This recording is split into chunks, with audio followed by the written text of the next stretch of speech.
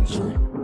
For the first time in over 25 years, it's time to introduce your Knoxville Smokies. Go Smokies!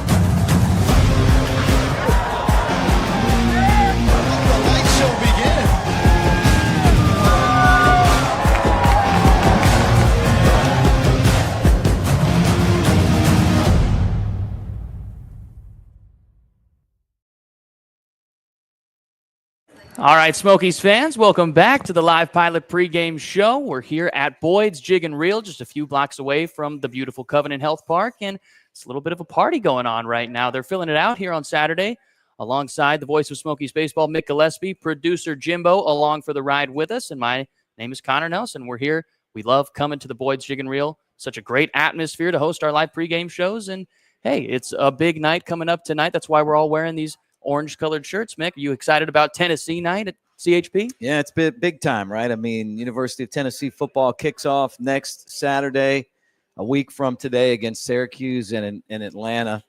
And I've got my orange Tommy Bahama shirt on, right? Just to be able to mix in with you guys. We got the T-shirts. We got a Dylan Sampson bobblehead that we're giving away. But this is the epicenter of Tennessee football. Randy Boyd obviously owns the Jig and Reel.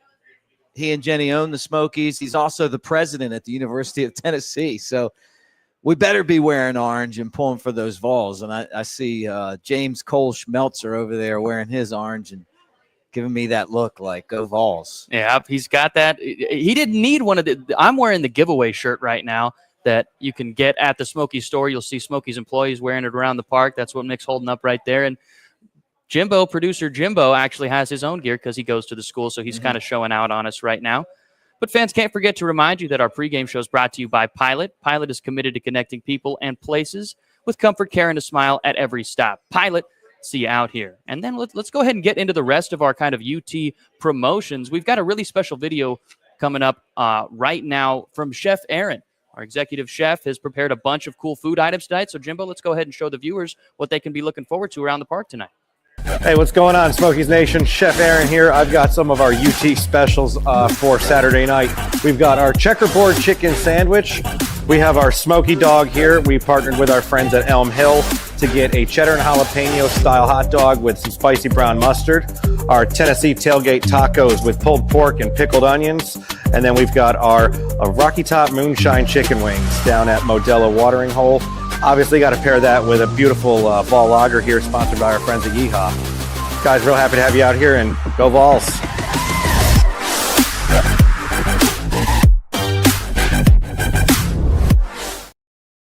All right, well, thank you, Chef Aaron. And we've got a lot of great options going around the park tonight. Mick, they were thinking about bringing us up some of these options. Are you most excited to try any of these? There's one that caught my eye, but I'll get your opinion first. Yeah, I think it's great. I mean, that's what doing these theme nights is all about, you know, experiencing the feel of Knoxville Saturday. You know, next Saturday we'll be celebrating the Vols and Syracuse and for the entire season, but we're trying to bring that to Covenant Health Park. So the food selections are great. I love the fact that we're going to try to checkerboard Covenant Health Park, and I'd try all of these. I'd try all of them, but give me the hot dog. I was looking forward to trying that if they bring it to the booth. Your classic ballpark dog. The checkerboard chicken sandwich really stood out to me. I don't know how they're going to incorporate a checkerboard look. They didn't get a full zoom in on the chicken sandwich during that video, so I'm really excited to go ahead and take a look at that, as well as those wings. They looked pretty nice. I heard those are down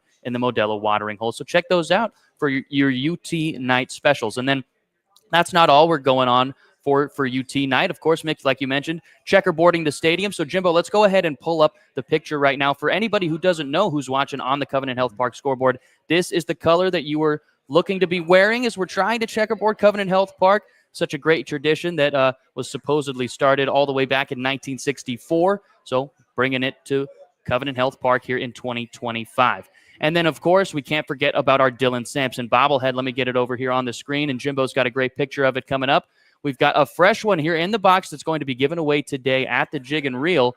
And first 2,000 fans with paid admission are going to get one of these hooked up right at the stadium. And Mick, it's right now, I believe, 4:09 when we're filming this, right? There were already people when we walked over here lining up for this bobblehead outside of Covenant Health Park. That is what UT means to Knoxville. And then, Jimbo, let's go ahead and play the video of Dylan Sampson talking about this awesome bobblehead while he's out, starting his NFL career. What's up, Smokies fans? This is VFL Dylan Sampson. And I just want to let you know, August 23rd is Tennessee night at the Covenant Health Park. And the first 2,000 fans through the gate will receive this bobblehead commemorating my 2024 season with UT football. Tickets are now available at SmokiesBaseball.com. And I just want to let y'all know, go Vols and go Smokies. Yep, go Smokies, go Vols. Dylan Sampson, wishing him the best of luck. He was drafted by the Cleveland Browns last year after winning SEC Offensive Player of the Year. I think we'll throw out some more stats on him during the broadcast. But for now, we're just really excited to see all of the fans come out for this bobblehead and, see him around, because we've had such a good collection of UT bobbleheads over the years, Mick. I haven't gotten my hands on all of them, but I was really excited about last year's ones too, Dalton Connect. And what do you think is coming up next for the UT bobbleheads next year, Mick? Do you have a guess, a too early prediction? Right. I forgot Dalton Connect. Like, I was going back in my memory bank last night on the game, and I was like, I'm like Pat Summit, and we did well, I mean, I had like all of them in my head. I don't know why I can't think of them now, but the one that I forgot was Dalton Connect. Coach Philip Fulmer was one of them.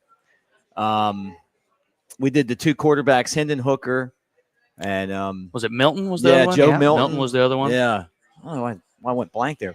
But I mean, at the end of the day, the bottom line is that this one's another one that people want to add to their collection. Anytime you put something Tennessee football in front of the fans, they love it.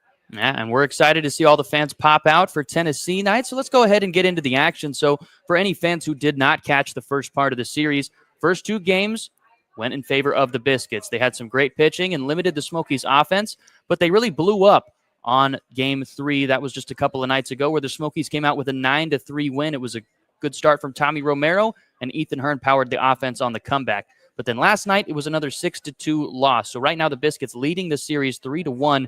Mick, what really stood out to you last night? I know Tyler Schlafer and his command was kind of the big thing for me, but what was kind of the turning point for you in yesterday's game? Well, yeah, Schlafer just wasn't his normal sharp self, right? So he just kept kind of giving Montgomery opportunities to score, and they had men on base the entire game and really didn't get the big hits until later in the game. It could have been a blowout early. And the Smokies never could take advantage of the fact that Montgomery was only ahead a run or two. They didn't get a lot of men on base. They didn't do a lot when the men were on base. And that's kind of been something that we've seen trending, other than their ability to score, a couple nights ago. So they'll try to get back to what they did Thursday, right, and get some runs. But at the end of the day, it always looks like this. You got to pitch and throw strikes, and that's not what Schlafer did. He normally does. Yeah, and then on the other side, former Cubs prospect and now Rays top prospect Ty Johnson shoved on the other side. The only blemish to his line was Ethan Hearn's third home run of the series. And then just to point out some other highlights, top performers of the series, Jordan Wogu has been playing phenomenally, batting over 500, 6 for 11 in the series. And then same thing with Brett Bateman, batting average over 300. He's got a double, couple of walks, 5 for 13 in the series. So hopeful that these bats can stay hot and the Smokies can go ahead and get a win here on UT night. But let's go ahead and check out where the standings lie, as right now Montgomery is in a pretty heated race down in the Southern League South, and the Smokies just continue to get pushed farther back by the Birmingham Barons, who just seem like they cannot lose. So let's go ahead and bring the screenshot up here. Yeah. We have our standings right there. Birmingham up at the top. Mick, what's jumping out to you when you're seeing this for the first time? I mean, it's pretty much over, right? 9.5 games up with 3 series left and 2 games in this one.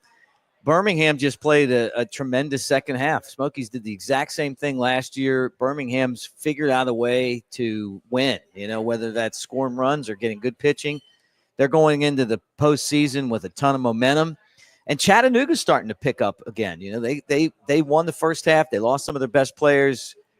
And then now they're starting to kind of get geared up. That'll be a really interesting first-round matchup when Birmingham and Chattanooga play, unless the Smokies can pull off a miracle.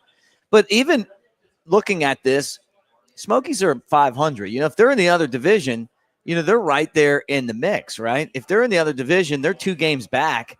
It's just that Birmingham's played so well. And then on the other side of things, Montgomery's made the playoffs 9 straight years. Pensacola seems to make it every season.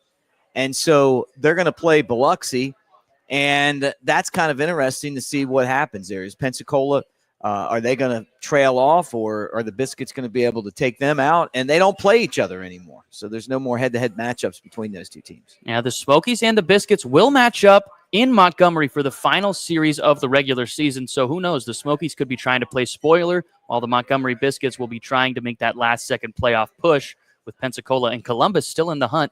Biloxi taking their time, waiting for their playoff opponent to be announced. So let's go ahead and get into tonight's matchup, and we've got a really fun pitching matchup tonight, Mick.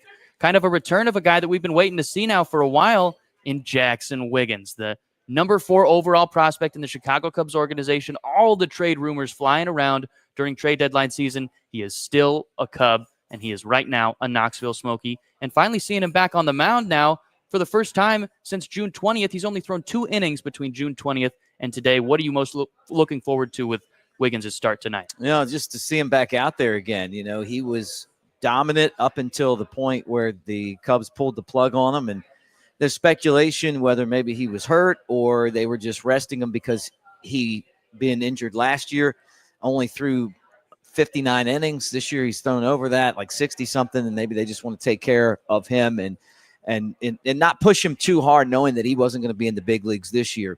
I was surprised he wasn't traded. I really thought that the Cubs were going to move him to try to add a frontline starter to the big league team, and they didn't do it. You saw that they gave Jed Hoyer, the Cubs did an extension right before the trade deadline, and then, the Cubs were like, hey, we don't want to mortgage our future to try to win this year. We're going to work with what we got. And so they keep Wiggins. So I think Wiggins has the potential to be a big league starter. He's going to be a very good pitcher, whether it's in the bullpen or as one of the 5 that begin games in the big leagues. I'm glad that he's back on the mound. I love watching him pitch. He was pounding the strike zone before they kind of took him out of service. And we can't say he was injured because we don't know.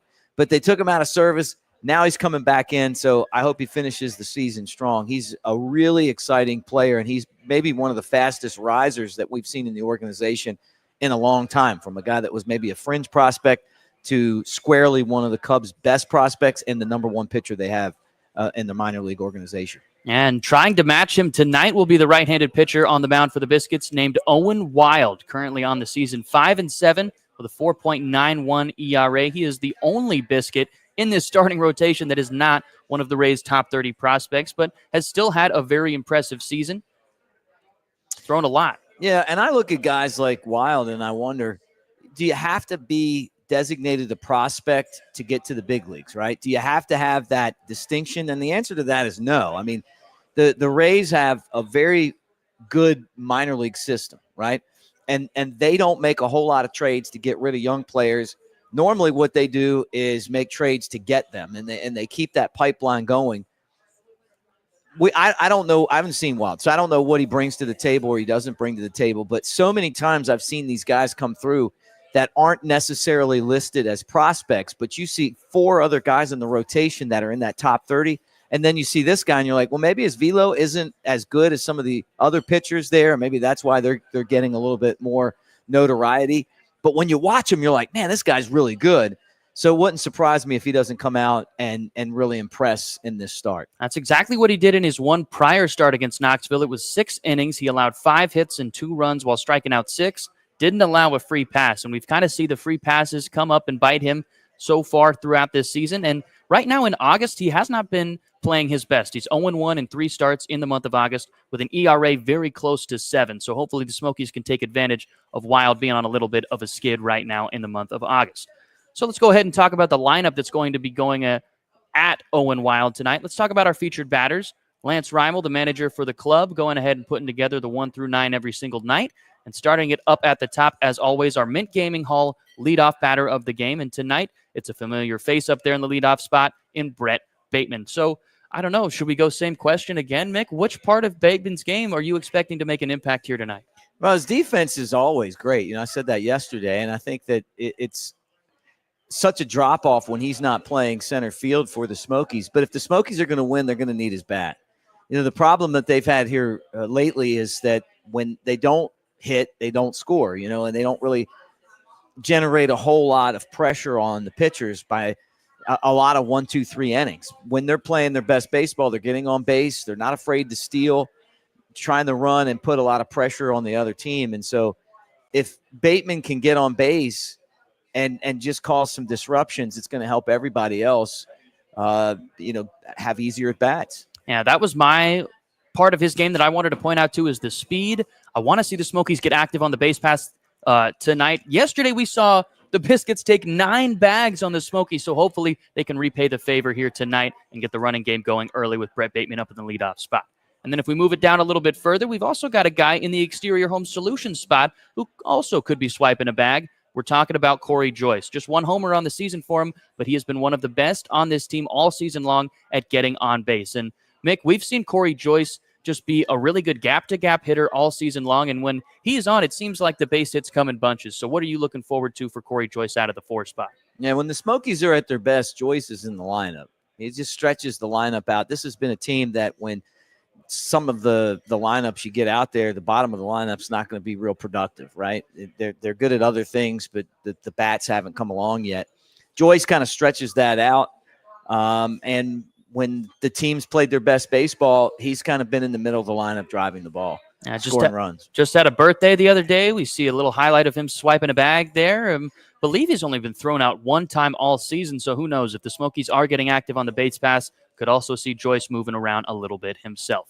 And then can't forget about our favorite featured batter, our Wendy's double stack batter. And tonight it's a guy who's been having himself a pretty fun series and just seems to love hitting against these Biscuits. We're talking about Ethan Hearn. And he's caught the last 2 nights, and tonight Lance Rymel just needed to get his bat back in the lineup, not doing the catching here, but he is 6 for 11 on the series with 3 bombs. We're going to show you all 3 of them here. And I mean, what seems like it's been clicking right now, Mick? You've seen guys come throughout this Southern League that maybe haven't had it all season, but then maybe really start to turn it on late in the year. Do you think that's what's happening for Hearn right now? Yeah, slow start for sure. I mean, he's been quiet most of the season.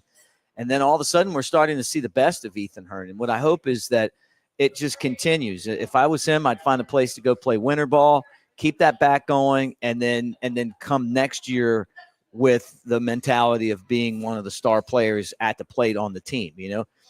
It's the launch angle. Honestly, like him being able to kind of, make contact with that uppercut swing and drive the ball. Those home runs have been difference makers. It changes the way that you look at him as a player, because for most of the season, you're like, okay, he's not like Opitz where he's a great defender. And then you're like, okay, so what does he do? And then now all of a sudden you're seeing it. Okay, he's a guy that can hit for power and that can give you some good at-bats. It takes a long time to adjust in professional baseball and in this league. And what my hope is for him is that this is just the start of him continuing to get better. But it looks like the biggest difference that I can kind of throw in there along with the launch angle, the way that he's swinging, is that his bat's in the zone longer. And he's doing a good job of getting the hands to the ball and getting some lift. Yeah, I really like how it's looking right now. It seems like he's staying on plane, like you said, keeping that barrel in the zone a real long time, and he's been connecting right now. Seems like he's just seeing beach balls all over the place. So hopeful for some more fireworks from Ethan Hearn here tonight. Hopefully the Smokies can keep it rolling, and the offense can carry them to a W. So we've got a 7 o'clock first pitch start coming up from Covenant Health Park. For all our fans tuning in on the Covenant Health Park scoreboard, make sure you're locked into your seats. Make sure you're in the right section for the checkerboard night, for UT night, and get ready for a big night of Smokies baseball. Make sure you're checking out all of those different food options around the stadium. So for our radio listeners on 92.5, 1180 WKCE, we thank you, friends, for tuning in. And you can stay tuned right there on the radio to hear the voice of Smokies baseball, Mick Gillespie, take us through all 9 innings of game number 5. That's what's coming up right after this. And Smokies fans, we thank you for tuning in to another live pilot pregame show. Tune in every game 15 minutes prior to catch your Smokies live show. And make sure you're checking out the UT night. Smokies fans, let's go get a W. Fans, For the first time in over 25 years, it's time to introduce your Knoxville Smokies. Go Smokies!